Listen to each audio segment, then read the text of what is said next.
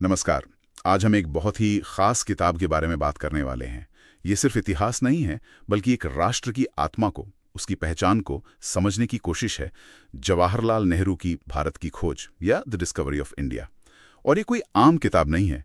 नेहरू जी ने इसे लिखा था 1942 से 1946 के बीच अहमदनगर किले में कैद के दौरान। सोचिए, दुनिया से एक तरह से कटे हुए वो भारत के हजारों साल लंबे सफ़र को, उसके विचारों को, उसकी संस्कृति, उसके उतार चढ़ाव और आज़ादी की लड़ाई को समझने और दुनिया को समझाने की कोशिश कर रहे थे। उनका मकसद सिर्फ घटनाओं को लिस्ट करना नहीं था, नहीं, बल्कि वो उस अंदरूनी धागे को पकड़ना चाहते थे जो भारत को भारत बनाता है। इसका अतीत, इसकी विविधता, इसका दर्शन और वो स्वतंत्रता संग्राम जिसने इसे एक नया रूप दिया। तो आज हम इसी किताब के सारांश के जरिए नेहरू की नज़रों से भारत के सांस्कृतिक ताने बाने को, उसकी पुरानी वैज्ञानिक सोच को और दुनिया के साथ उसके बदलते रिश्तों को समझने की कोशिश करेंगे। चलिए इस पर गहराई से विचार करते हैं।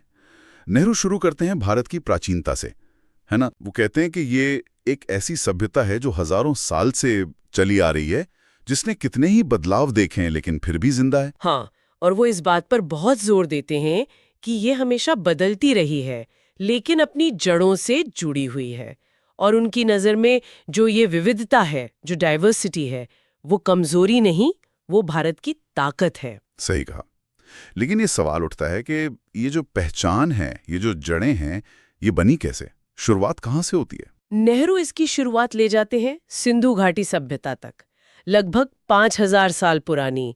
अपनी प्लानिंग और सिस्टम के लिए जानी जाती है वो। हाँ, मोहनजोदड़ो, हड़प्पा। बिल्कुल। और फिर आता है वैदिक काल, जब वेद लिखे गए। नेहरू के हिसाब से इसी दौर ने भारत के धर्म, दर्शन और समाज का जो बुनियादी ढांचा है, उसकी नींव रखी। अच्छा। पर यहाँ एक बहुत ही दिलचस्प बात है जिस पर नेहरू खास ध्यान खींचते हैं।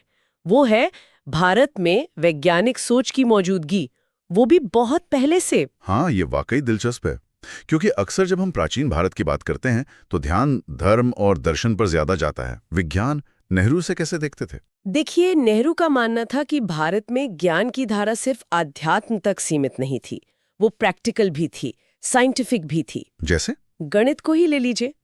शून्य यानी जीरो का कॉन्सेप्ट, डेसिमल सिस्टम, ये यहीं से तो निकले और इसने पूरी दुनिया में मैथ्स और साइंस को बदल दिया। सही बात है। और एस्ट्रोनॉमी मतलब खगोल विज्ञान, पुराने भारतीयों ने ग्रहों की चाल, ग्रहणों का हिसाब किताब, इस सब पर काम किया।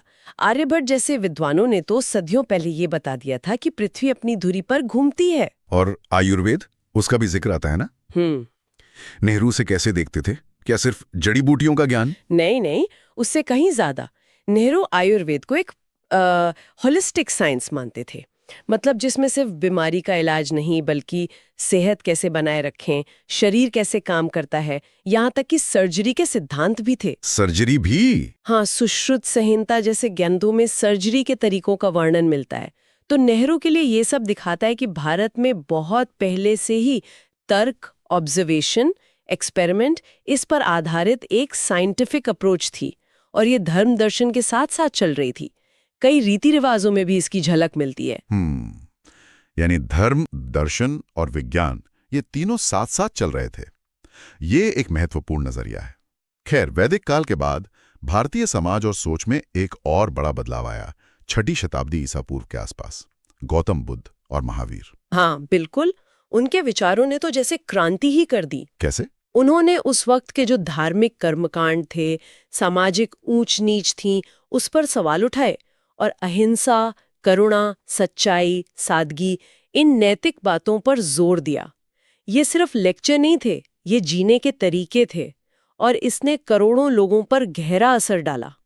नेहरू इसे भारतीय संस्कृति के विकास में एक टर्निंग पॉइंट मानते हैं। और इसका असर सिर्फ भारत तक तो नहीं रहा, बौद्ध धर्म तो बहुत दूर दूर तक फैला। हाँ बिल्कुल। नेहरू इसे सिर्फ धार्मिक प्रसार नहीं देखते, वो इसे भारत का कल्चरल और आइडियोलॉजिकल एक्सपेंशन मानते हैं। अच्छा। बौद्ध धर्म के साथ साथ भारत के विचार, कला, आर्किटेक्चर, ज्ञान विज्ञान, ये सब मध्य एशिया, चीन, Korea, Japan, Tibet, south east Asia तक पहुंचे। ये वो दौर था जब भारत के कल्चरल रिश्ते दुनिया के एक बड़े हिस्से से बने। मतलब विचारों का आदान प्रदान हुआ। हाँ बिल्कुल, ये सिर्फ एक तरफा नहीं था, विचारों का एक्सचेंज था। और तक्षशिला, नालंदा जैसे विश्वविद्यालय जिनका जिक्र नेहरू करते हैं, वो इसी ग्लोबल नॉलेज हब के प्रतीक थे। दुनिया भर से लोग वहां आते थे पढ़ने पढ़ाने। तो एक तरह का अर्ली ग्लोबलाइजेशन कह सकते हैं इसे, बिल्कुल, विचारों के लेवल पे। हाँ, कह सकते हैं। अच्छा, इसके बाद मौर्य साम्राज्य आया, खासकर सम्राट अशोक का समय, जिन्होंने कलिंग युद्ध के बाद बौद्ध धर्म अपनाया और उसे शांति के संदेश के साथ फैलाया। ये भी एक बड़ा पड़ाव था। हाँ, अशोक का साम्राज्य सिर्फ राजनैतिक एकता नहीं थी, वो एक नैतिक विजन भी था। उनके जो शिलालेख आज भी मिलते हैं, वो गवर्नेंस के साथ साथ धम्म यानी नैतिक आचरण के प्रसार की कहानी कहते हैं। इसके बाद कई राजवंश आए गए, लेकिन फिर एक दौर आता है जिसे नेहरू भारत का स्वर्ण युग कहते हैं। गुप्त काल, लगभग 4वीं से 6वीं शताब्दी। स्वर्ण युग, ये शब्द ही काफी वजनदार है। नेहरू के मुताबिक ऐसा क्या खास था इस दौर में? क्या सिर्फ पैसा और प्रॉस्पेरिटी? प्रॉस्पेरिटी तो थी, लेकिन नेहरू का असल जोर है कला, साहित्य और खास तौर पर विज्ञान और तकनीक में जो जबरदस्त तरक्की हुई उस पर। अच्छा। जैसे इसी युग में आर्यभट्ट, वराह मिहिर जैसे महान गणितज्ञ और खगोल शास्त्री हुए। आर्यभट्ट ने पाई की वैल्यू काफी सटीक निकाली, पृथ्वी का घेरा नापा। कालिदास जैसे कवि ने अभिज्ञान, शाकुंतलम, मेघदूत जैसी रचनाएं दी। हाँ, ये तो बहुत मशहूर है। और अजंता एलोरा की गुफाओं की पेंटिंग्स, मूर्तियां, मंदिरों का आर्किटेक्चर, ये सब इसी दौर की देन है। तो नेहरू के लिए इस स्वर्ण युग सिर्फ राजाओं की जीत नहीं थी, बल्कि भारत की क्रिएटिव और इंटेलेक्चुअल एनर्जी का पिक था। बिल्कुल, वो इसे भारत की उस क्षमता के सबूत के तौर पर देखते हैं जहां आर्ट, लिटरेचर, साइंस, स्पिरिचुअलिटी सब एक साथ फल फूल सकते हैं। ये दिखाता है कि जब पॉलिटिकल स्टेबिलिटी हो और खुला माहौल हो, तो सभ्यताएं कैसे नई ऊंचाइयों पर पहुंचती हैं। गुप्त काल ने न सिर्फ पुराने ज्ञान को सहेजा, बल्कि उसमें बहुत कुछ जोड़ा भी, खासकर साइंटिफिक फील्ड्स में।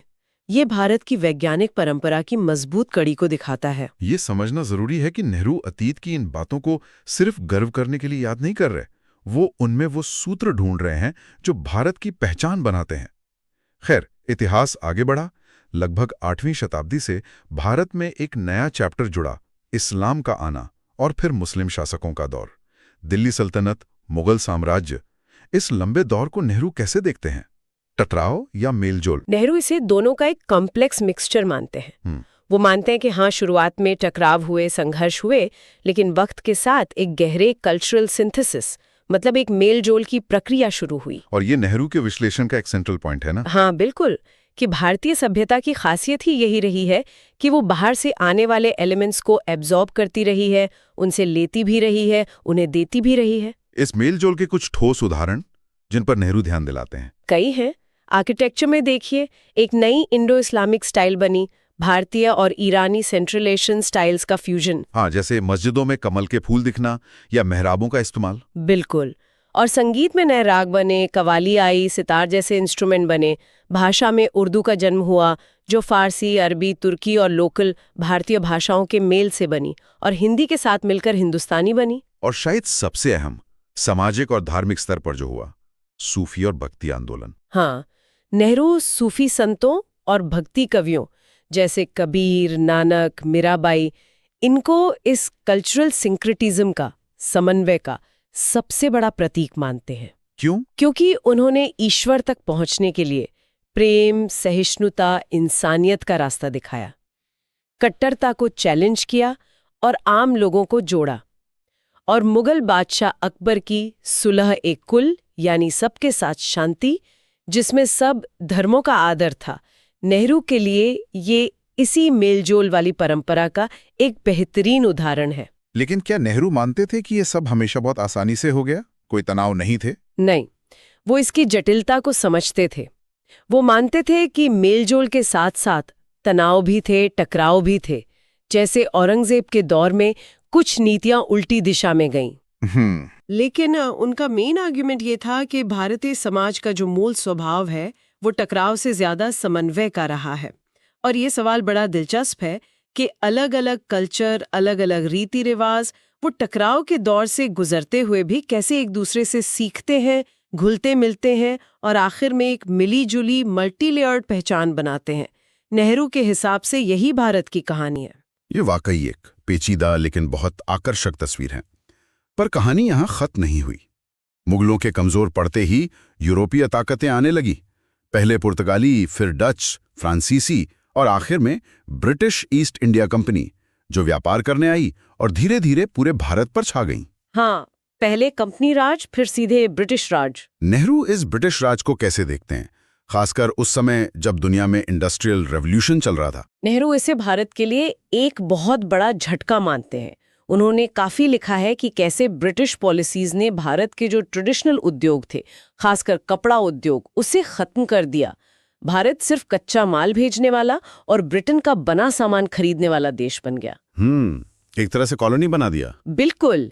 खेती पर भारी टैक्स लगाए, रिसोर्सेस का जमकर इस्तेमाल किया अपने फायदे के लिए। नेहरू इसे भारत के आर्थिक शोषण और पिछड़ेपन का मेन कारण मानते हैं, और इसका फायदा मिला ब्रिटेन की औद्योगिक क्रांति को। ये सिर्फ पॉलिटिकल गुलामी नहीं थी, ये इकोनॉमिक और कल्चरल गुलामी भी थी। लेकिन जैसा होता है, हर अंधेरे के बाद सुबह आती है। इसी दौर में भारत में एक नई जागृति भी शुरू हुई, भारतीय पुनर्जागरण और राष्ट्रीय आंदोलन। हाँ बिल्कुल। अंग्रेजी शिक्षा और वेस्टर्न आइडियाज के संपर्क में आने से एक नया पढ़ा लिखा तबका उभरा, जिसने भारत की अपनी सामाजिक बुराइयों पर और अपनी गुलामी पर सवाल उठाना शुरू किया। राजा राम मोहन राय, ईश्वर चंद्र विद्यासागर, स्वामी विवेकानंद, हाँ, दयानंद सरस्वती, इन जैसे समाज सुधारकों ने अंधविश्वासों पर चोट की, शिक्षा पर जोर दिया और भारतीयों में एक सेल्फ रिस्पेक्ट जगाने की कोशिश की। नेहरू इसे भारत की सोई हुई चेतना का फिर से जागना मानते हैं। और इसी माहौल में राष्ट्रवाद की भावना बढ़ी। 1885 में इंडियन नेशनल कांग्रेस बनी और फिर 20वीं सदी में महात्मा गांधी के आने के बाद स्वतंत्रता संग्राम एक बहुत बड़ा जन आंदोलन बन गया। नेहरू खुद इसका बड़ा हिस्सा थे, तो उनके लिए ये लड़ाई सिर्फ अंग्रेजों को बाहर निकालने की थी? नहीं, नेहरू इसे कहीं गहरे मायनों में देखते थे। उनके लिए आज़ादी की लड़ाई सिर्फ पॉलिटिकल फ्रीडम नहीं थी, ये भारत की आत्मा को फिर से खोजना था, अपना खोया हुआ कॉन्फिडेंस वापस पाना था और भारत को मॉडर्न दुनिया के हिसाब से ढालना था। अच्छा। ये एक तरह का कल्चरल और स्पिरिचुअल रीबर्थ था, जहां भारत अपने पुराने मूल्यों सत्य, अहिंसा, सहिष्णुता को गांधी जी के नेतृत्व में नए सिरे से अपना रहा था और साथ ही modern science, democracy, social justice के विचारों को भी अपना रहा था। तो अब हम किताब के आखिरी हिस्से की तरफ आते हैं। आज़ादी बस मिलने ही वाली है। इस मुकाम पर आकर नेहरू भारत की इस पूरी लंबी यात्रा का सार क्या निकालते हैं? भारत की वो आत्मा क्या है जिसे वो खोज रहे थे? नेहरू का निष्कर्ष ये है कि भारत को किसी एक परिभाषा में बांधा नहीं जा सकता। ये सिर्फ एक जमीन का टुकड़ा नहीं है, ये विचारों, संस्कृतियों, नस्लों, भाषाओं का एक महासागर है। और इसकी सबसे बड़ी ताकत, इसकी पहचान है अनेकता में एकता, यूनिटी इन डाइवर्सिटी। हजारों सालों से यहाँ अलग अलग ग्रुप साथ रहे हैं, लड़े झगड़े भी हैं, लेकिन एक दूसरे से सीखा भी है, मिले जुले भी हैं। यही सहिष्णुता, यही खुले दिल से अपनाने की क्षमता और एक गहरी आध्यात्मिकता जो अलग अलग रूपों में दिखती है, वही भारत की आत्मा है। तो फिर आजाद भारत के लिए उनका सपना क्या था? इस पूरी खोज का हासिल क्या था उनके लिए? नेहरू का संदेश बहुत साफ था। हमें अपनी इस हजारों साल पुरानी कॉम्प्लेक्स मिली-जुली विरासत को समझना होगा, इसे सहेजना होगा और इसी मजबूत बुनियाद पर एक मॉडर्न, प्रोग्रेसिव, डेमोक्रेटिक और साइंटिफिक सोच वाला देश खड़ा हो सकता है। मतलब वो एक ऐसे भारत का सपना देख रहे थे जो अपनी जड़ों से तो जुड़ा रहे, लेकिन दुनिया के साथ कदम से कदम मिलाकर भी चले। एक ऐसा भारत जो अपनी विविधता पर गर्व करे, सामाजिक न्याय को अपनाए और साइंस और टेक्नोलॉजी का इस्तेमाल अपने लोगों की भलाई के लिए करे। यानी अतीत से सीखकर भविष्य बनाना। बिल्कुल। परंपरा और आधुनिकता का बैलेंस, संस्कृति और विज्ञान का संतुलन। बिल्कुल। उनके लिए भारत की खोज सिर्फ अतीत का हिसाब किताब नहीं थी, ये भविष्य के भारत के लिए एक विजन, एक रोड मैप तैयार करना भी था। एक ऐसा भारत जो आजाद हो, आत्मनिर्भर हो और दुनिया में शांति और सहयोग की बात करे। तो ये थी जवाहरलाल नेहरू की भारत की खोज के आईने में भारत के इतिहास, उसकी संस्कृति, उसके वैज्ञानिक मिजाज और दुनिया के साथ उसके रिश्तों की एक झलक। हमने देखा कि नेहरू के नजरिए से भारत की कहानी लगातार संवाद, मेलजोल और एक दूसरे में घुल मिल जाने की कहानी है। हाँ, चाहे वो अलग अलग नस्लों और संस्कृतियों का मिलना हो या पुराने ज्ञान और नए विज्ञान का। बिल्कुल। नेहरू ने जिस तरह भारत के इतिहास में कल्चरल मेलजोल और साइंटिफिक सोच की इस निरंतरता को पहचाना, उसे देखते हुए एक सवाल मन में आता है हाँ, कि अतीत की ये समझ कि हम टकरावों के बावजूद कैसे जुड़ते रहे हैं और कैसे हमने पुराने समय से ही ज्ञान विज्ञान को महत्व दिया है, ये आज की इस उलझी हुई दुनिया में बदलते ग्लोबल रिश्तों और नई तकनीकी चुनौतियों का सामना करने में हमारी कैसे मदद कर सकती है। ये सोचने वाली बात है। हाँ, ये एक सवाल है जिस पे हमारे श्रोता खुद सोच सकते हैं कि हमारी ये ऐतिहासिक पहचान, जिसमें सहिष्णुता भी है और वैज्ञानिक नजरिया भी, ये हमारे आज और हमारे आने वाले कल को किस तरह रास्ता दिखा सकती है।